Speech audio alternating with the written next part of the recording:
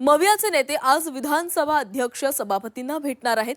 विरोधी पक्षनेते पदाबाबत ही भेट घेणार असल्याचे कळते। दोन्ही सभागृहामध्ये विरोधी पक्षनेते पद देण्याची मागणी केली जाणार आहे। नागपूर अधिवेशनात विरोधी पक्षनेतेपद मिळणार का याकडे लक्ष असणार आहे। महाविकास आघाडीचे नेते आज विधानसभा अध्यक्ष आणि विधान परिषद सभापती यांची भेट घेणार आहेत। दोन्ही सभागृहातील विरोधी पक्षनेता पद संदर्भात चर्चा करण्यासाठी ही भेट असेल। विधान भवनात झालेल्या मवियाच्या बैठकीनंतर हा निर्णय घेण्यात आलाय। दरम्यान काल विरोधी पक्षनेते पदाबाबत झालेल्या उलटसुलट चर्चेनंतर आता सभापती विधानसभा अध्यक्ष काय निर्णय घेणार याकडे लक्ष असणार आहे। मवियाकडून विधानसभा पक्षनेते विरोधी पक्षनेते पदासाठी भास्कर जाधव तर विधान परिषदेसाठी सतेज पाटील यांच्या नावाचा प्रस्ताव आहे।